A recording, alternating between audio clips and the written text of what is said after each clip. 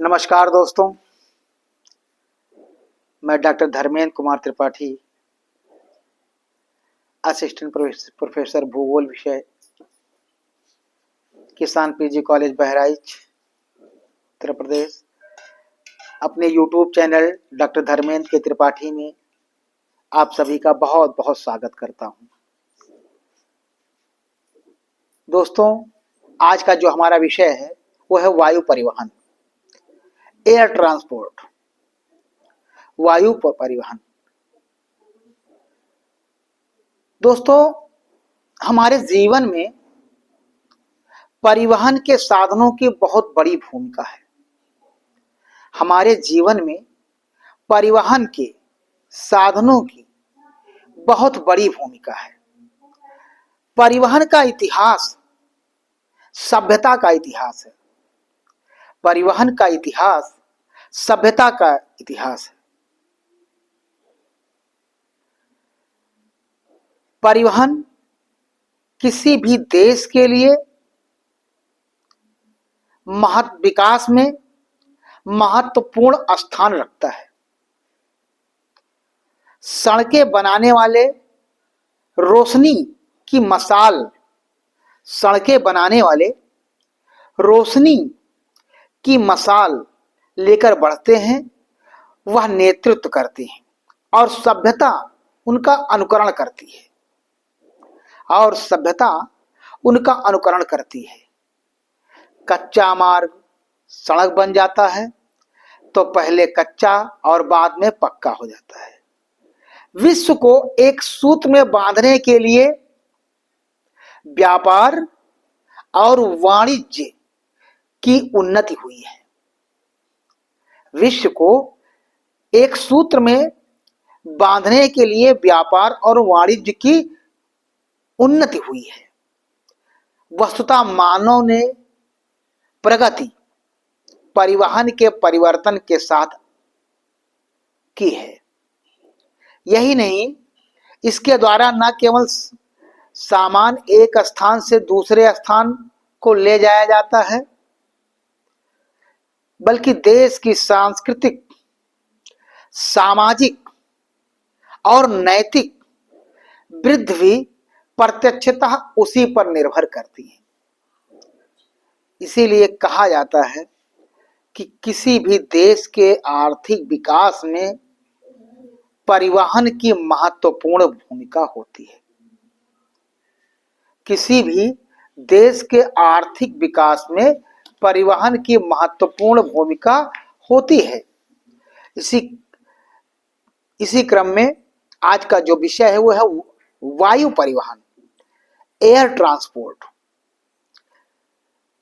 यद्यपि वायु परिवहन जो है रेल तथा जलमार्गों की तरह निश्चित और बंधे नहीं होते, किंतु सदा ही वे भूमि की बनावट और महावृत्तीय मार्ग का अनुसरण करते हैं।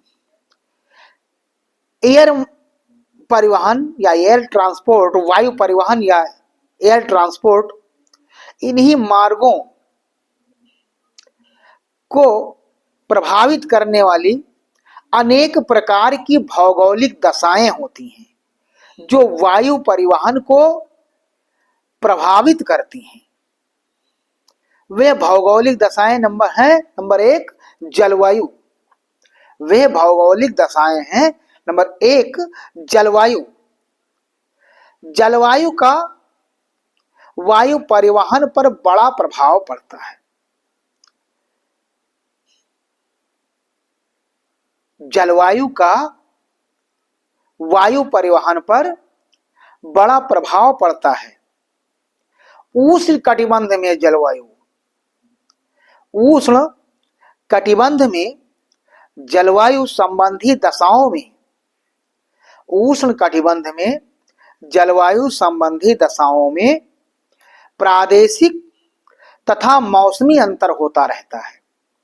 उष्ण कटिबंधीय क्षेत्रों में जलवायु संबंधी दशाओं में प्रादेशिक तथा मौसमी अंतर होता रहता है, किंतु साधारण रूप से हवाई उड़ान के लिए अच्छी समझी जाती है, किंतु साधारण रूप से हवाई उड़ान के लिए वे अच्छी समझी जाती हैं। शीतोष्ण भागों में वायु की दशा में शीतोष्ण भागों में वायु की दशा में बहुत अधिक परिवर्तन होता रहता है। शीतोष्ण भागों में वायु की दशा में बहुत अधिक परिवर्तन होता रहता है, अतः हवाई उड़ान के लिए वायु की दशा बहुत ही प्रतिकूल होती है। तेज पवनों, घनी वर्षा और बर्फीले तूफानों का हवाई मार्गों पर बहुत प्रभाव पड़ता है। तेज पवनों, बर्फीले तूफानों और घनी वर्षा का हवाई मार्गों पर बहुत प्रभाव पड़ता है। इससे वायुयान दुर्घटना होने का अधिक अंदेशा रहता है। इससे वायुयान दुर्घटनाएं होने का बहुत अधिक अंदेशा रहता है। स्वच्छ नीला आकाश, स्वच्छ नीला आकाश और शुष्क वायु, स्वच्छ नीला आकाश और शुष्क वायु इसके लिए अनुकूल होते हैं। यह भी बात ध्यान देने योग्य होती है कि शुष्क वायु की उपस्थिति के उपरांत भी मरुस्थलों के तापमान में परिवर्तन शीघ्रता से होता है, अतः यह वायु मार्गों के लिए उपयुक्त नहीं होता है। मरुस्थलों की भांति घने जंगलों को भी वायु मार्ग से बचाया जाता है। वैज्ञानिक उन्नति एवं परिष्कृत उपकरणों ने ऋतु संबंधी तत्वों पर काफी हद तक विजय प्राप्त कर ली है। रेडियो द्वारा संचालन होने से वायुयानों को धुंध, कोहरा अथवा अंधेरे का डर भी नहीं रहता।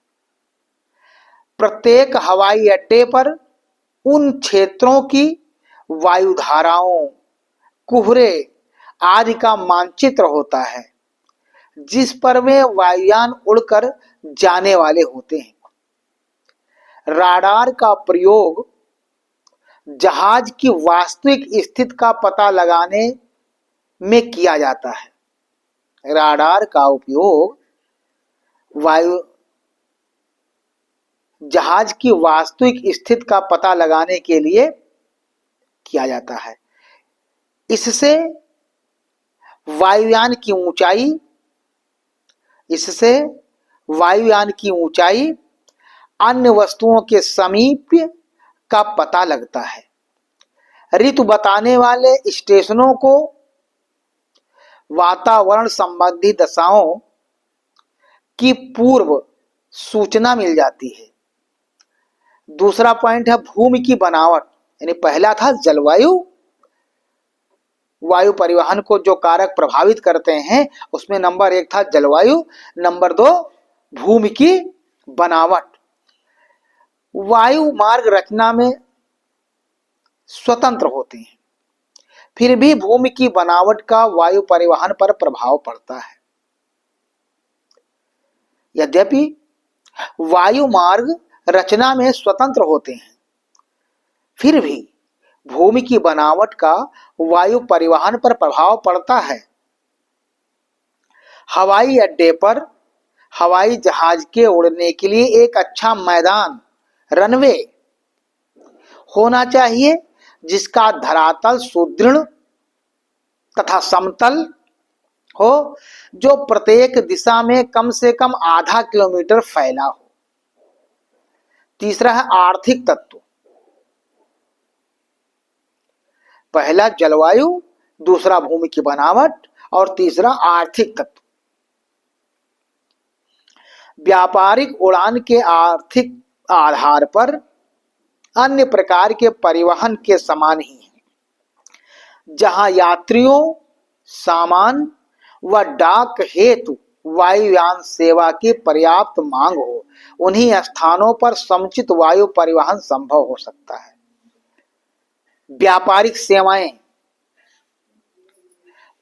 व्यापारिक वायु सेवाओं को निम्न प्रकार से श्रेणियों में कह सकते हैं रखा जाता है। नंबर 1, वे वायु सेवाएं जो विश्व को घने बसे देशों में यात्री और डाक ले जाने का कार्य करती हैं।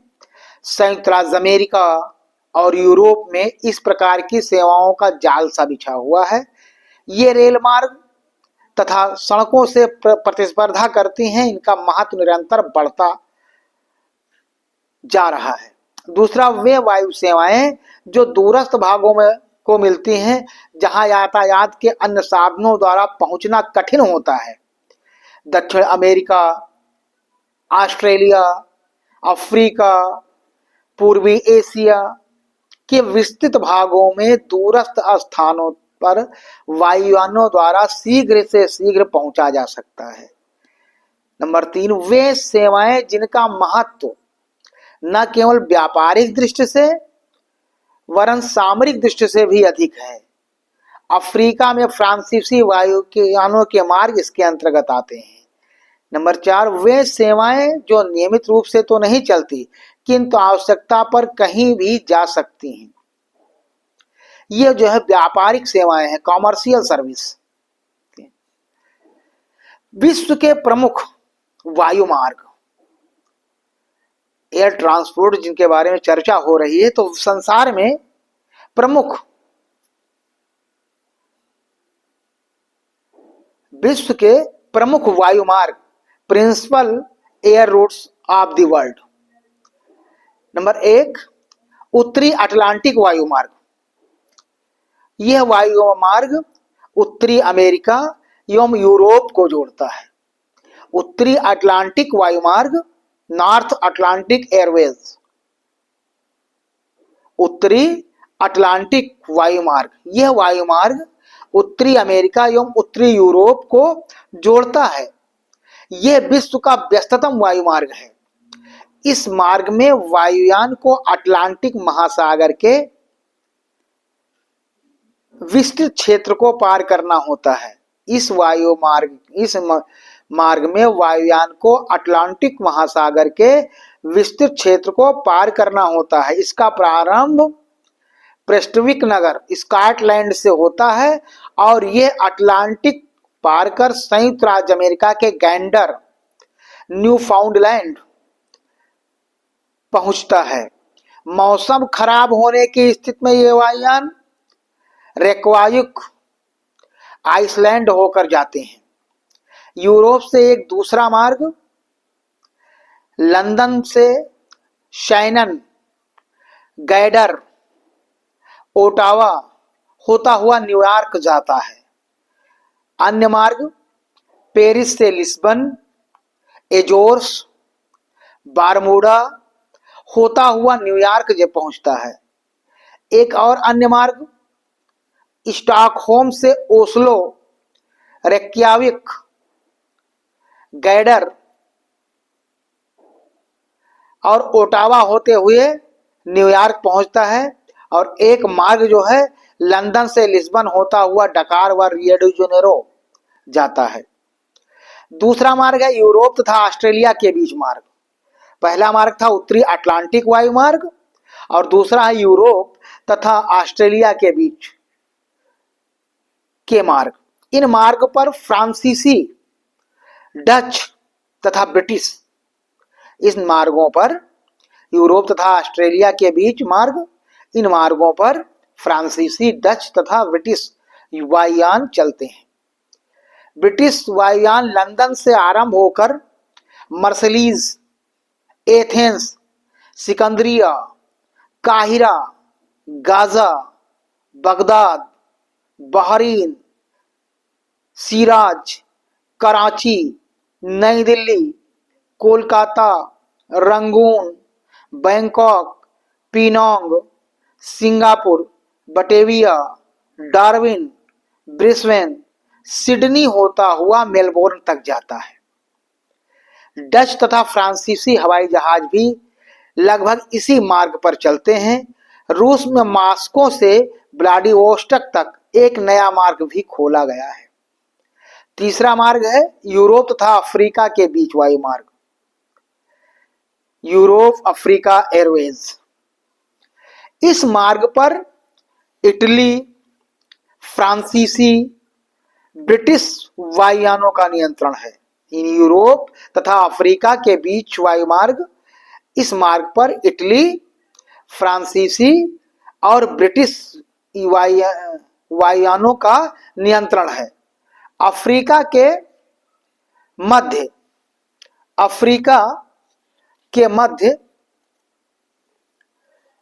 अफ्रीका के महत्वपूर्ण मार्ग ग्रेट ब्रिटेन के अधिकार में है। ब्रिटिश वायुयान साउथैम्प्टन से आरंभ होकर भूमध्य सागर के पास सिकंदरिया तक जाते हैं। सिकंदरिया से यह मार्ग सीधे खार्तूम को जाता है और फिर वहां से दो शाखाओं में बट जाता है। एक शाखा पश्चिम में लाओस तक जाती है और दूसरी दक्षिण में केपटाउन तक चली जाती है। इस मार्ग में लंदन, पेरिस, लागोस, किंशासा व प्रिटोरिया जाता है। फ्रांसीसी में के अफ्रीका में दो वायुमार्ग हैं। एक मार्ग अफ्रीका के पश्चिमी तट के सहारे सहारे डकार होता हुआ फ्रांसीसी भूमध्य सागरीय पवनों तक पहुंचता है, तो दूसरा मार्ग सहारा तथा जैरे को पार करके मैलेगासी में समाप्त होता है। इटली के वायुमार्ग ट्रिपोली तथा काहिरा होते हुए अबिसीनिया से अदिस अबाबा तक जाते हैं। चौथा मार्ग है अमेरिका और एशिया के बीच वायुमार्ग, अमेरिका एशिया एयरवेज। इस पर प्रशांत महासागर के लिए संयुक्त राज्य के वायुयान द्वारा यात्रा की जाती है। इस पर प्रशांत महासागर के लिए संयुक्त राज्य के वायुयानों द्वारा यात्रा की जाती है। यह मार्ग सैन फ्रांसिस्को से आरंभ होता है और प्रशांत महासागर के मध्य होनोलुलु, और यह मार्ग सैन फ्रांसिस्को से आरंभ होता है और प्रशांत महासागर के मध्य होनोलुलु, मिडवे द्वीप, बैंक द्वीप और मनीला होता हुआ कैंटन तक जाता है। एक दूसरा मार्ग सिडनी से Auckland, Fiji, Honolulu, San Francisco होता हुआ वैंकूवर तक जाता है। एक तीसरा मार्ग सैन फ्रांसिस्को से अलास्का होकर टोक्यो तक जाता है। जर्मनी से वायुमार्ग विभिन्न दिशाओं में जाते हैं। यहाँ की प्रमुख वायु सेवाएं लुफ्थहांसा, यहाँ की प्रमुख वायु जर्मनी की प्रमुख वायु सेवाएं लुफ्थहांसा है। इसके अतिरिक्त Air Berlin, Condor, Eurowings, Germanwings और तुई है। देश के प्रमुख हवाई अड्डे ब्रेनमैन, फोलोगनेवान, डुसेल्डोर्फ, फ्रैंकफर्ट आदि हैं। छोटे हवाई अड्डों में Hamburg, Hanover, Leipzig, Munich, Nuremberg, Stuttgart, Berlin, Dortmund, Rostock आदि हैं। यहाँ से उत्तर में नॉर्वे, स्वीडन, फिनलैंड को, दक्षिण में चेक गणराज्य तथा स्लोवाकिया और यूनान को, पूर्व में पोर्टलैंड और दक्षिण में इटली को, दक्षिण पश्चिम में पुर्तगाल तथा स्पेन को और पश्चिम में फ्रांस तथा संयुक्त राज्य अमेरिका को वायुयान चलते हैं। पश्चिमी यूरोप के वायुमार्ग, पश्चिमी यूरोप के वायुमार्ग रूस के मार्गों से जुड़े हैं, लेकिन रूस होकर इनका संबंध पूर्वी देशों से नहीं है।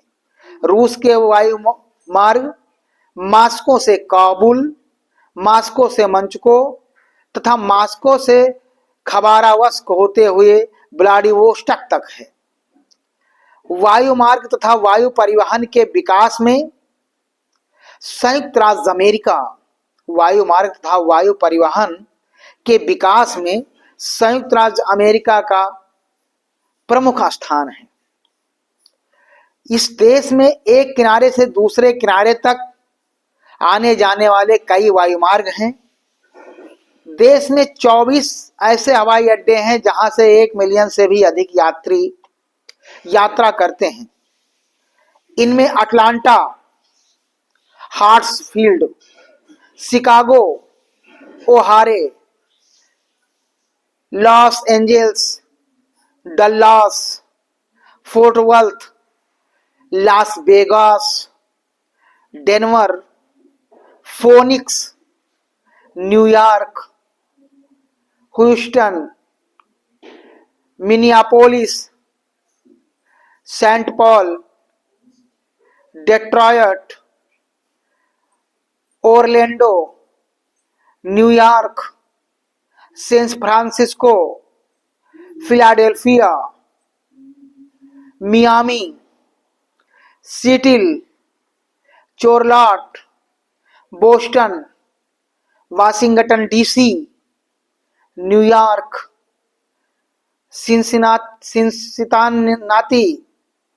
Cincinnati, Fort Lauderdale, Salt Lake City आदि प्रमुख यहाँ के हवाई अड्डे हैं।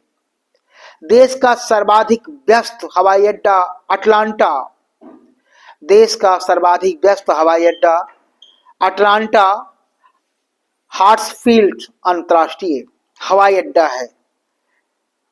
शिकागो का ओहारे और लॉस एंजल्स है।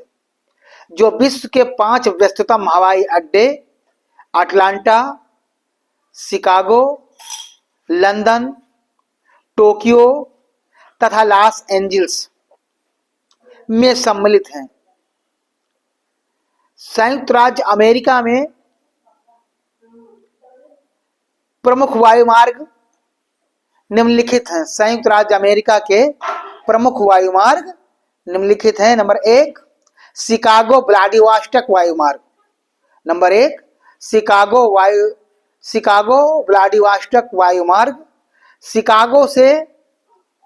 शिकागो से आरंभ होकर Bermuda, Lisbon, Paris, Berlin, Moscow, Tomsk, Irkutsk होता हुआ व्लादिवोस्टॉक तक जाता है। वहां से यह जापान के टोक्यो और चीन के बीजिंग तथा अन्य नगरों से जुड़ा है। नंबर 2 शिकागो केपटाउन वायुमार्ग। लंदन से शिकागो होता हुआ सिकंदरिया, काहिरा, खार्तूम, नैरोबी और किम्बरले होकर केपटाउन तक पहुंचता है। तीसरा है शिकागो ब्यूनस आयर्स वायुमार्ग। शिकागो ब्यूनस आयर्स वायुमार्ग शिकागो से आरंभ होकर Miami, Trinidad, Belem, Rio de Janeiro होता हुआ ब्यूनस आयर्स तक पहुंचता है। और चौथा जो मार्ग है संयुक्त राज्य अमेरिका का प्रमुख, यह सैन फ्रांसिस्को से वालपैरोजी वायुमार्ग। सैन फ्रांसिस्को से आरंभ होकर salt Lake city, Mexico, Panama और लीमा होते हुए वालपैराजी वालपैरेजी को जाता है। वायु परिवहन में किसी भी राष्ट्र, जहां जो देश विकासशील में आगे होते जाते हैं, विकसित राष्ट्रों में आगे हो जाते हैं, वहां पर वायु परिवहन का विस्तार होता जाता है। वायु परिवहन कम समय में अधिकतम दूरी तय करने वाले परिवहन के साधनों में से है। ये कम समय में अधिकतम दूरी को प्राप्त करते हुए मानव को उनके गंतव्य तक पहुंचाता है। विभिन्न वस्तुओं को एक राष्ट्र से दूसरे राष्ट्रों तक पहुंचाता है। पृथ्वी के एक छोर से दूसरे छोरों तक वस्तुओं और मानव को पहुंचाता है। इनमें परिवहन की महत्वपूर्ण भूमिका होती है। परिवहन के साधनों की महत्वपूर्ण भूमिका होती है, क्योंकि राष्ट्रों के विकास के लिए परिवहन महत्वपूर्ण होता है। बिना परिवहन के विकास देशों का संभव नहीं है। परिवहन के कारण ही जो विश्व है वो एक गांव का रूप बन गया है, क्योंकि कम समय में हम एक स्थान से दूसरे स्थान पर पहुंच जाते हैं और अपनी अनेक प्रकार की आवश्यकताओं की पूर्ति दूसरे छोर पर हम करते हैं। पर वायु परिवहन के माध्यम से हम उन क्षेत्रों में पहुंचकर अपनी विभिन्न प्रकार की आवश्यकताओं की पूर्ति कम समय में हम पहुंचकर कर लेते हैं। तो मानव के विकास, किसी भी राष्ट्र के विकास में, आर्थिक विकास में, मानव के आर्थिक स्तर के विकास में परिवहन तंत्र की महत्वपूर्ण भूमिका होती है और उसमें एयर परिवहन की महत्वपूर्ण भूमिका होती है, क्योंकि ये कम समय में अधिकतम दूरी तय करने वाले परिवहन के साधन होते हैं, जिनसे मानव अपनी अनेक प्रकार की आवश्यकताओं की पूर्ति किसी न किसी रूप में और सेवाओं की पूर्ति किसी न किसी रूप में करता है और अपने कार्यों को संपादित करता है, अपने आवश्यकताओं को पूरा करता है, जिसमें वायु परिवहन की महत्वपूर्ण भूमिका होती है। दोस्तों, जो आज हमारा विषय था वायु परिवहन, आप उम्मीद है कि ये इस वीडियो के माध्यम से आप सभी को वायु परिवहन के बारे में, वायु परिवहन के मार्गों के बारे में, वायु परिवहन से प्रमुख देशों के बारे में आप सभी को जानकारी प्राप्त होगी। मिलते हैं एक नए विषय के साथ, तब तक के लिए नमस्कार।